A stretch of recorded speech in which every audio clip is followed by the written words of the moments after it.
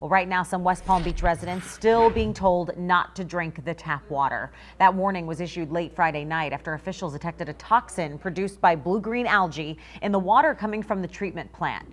Authorities saying vulnerable populations should not drink the water. And our Steve King joins us live from West Palm Beach, where Mayor Keith James and other city leaders provided an update earlier today. Steve, they're hoping everyone will be able to drink that tap water again soon. Gianna, that's right. Mayor Keith James says he hopes that the tap water is drinkable for everyone by the end of the week. He also says he stands by everything his staff members have done since finding the presence of cyanobacteria in the tap water 11 days ago. No, I would not have done anything differently. I'm very proud of my staff. I think they have taken the action that was appropriate under the situation and under the circumstances. This is not a regulated toxin. All right, this is not on the list of toxins that the EPA issues. The city was being proactive by testing for this. Mayor Keith James addressing criticisms from some people in the community that the city should have let people know about the initial test results sooner.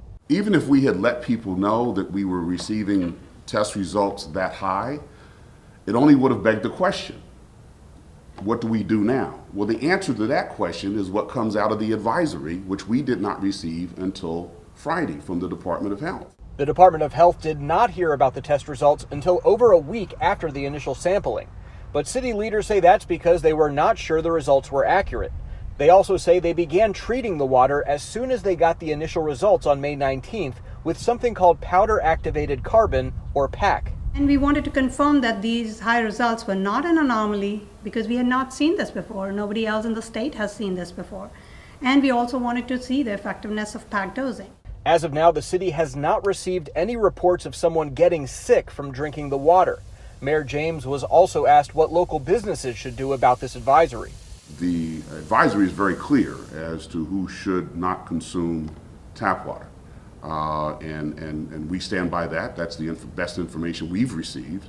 How the private businesses and private sector interprets that is up to them.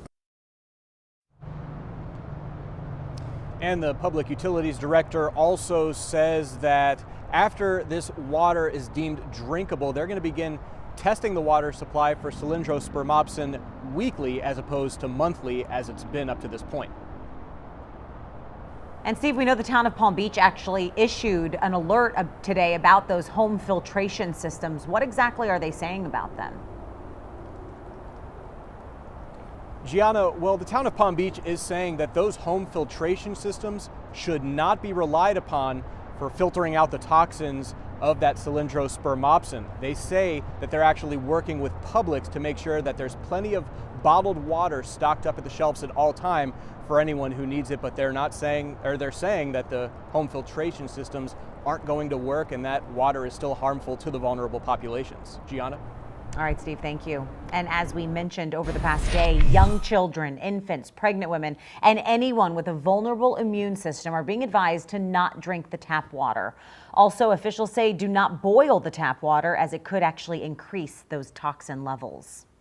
Well, West Palm Beach passed out more cases of bottled water today at Gaines Park, Coleman Park, and Phipps Park. Residents pulling up to the distribution site say they're glad the city's giving out clean water, but that the advisory has made them cautious. You never know why all of a sudden, we have to stop using the water. You want to know like what's in there, how long it's been in there. There's a lot of questions come to mind. Advisory, more bottled water will be passed out at Gaines Park tomorrow from 10 a.m. to 1 p.m. City leaders say they're prepared to open more sites if needed.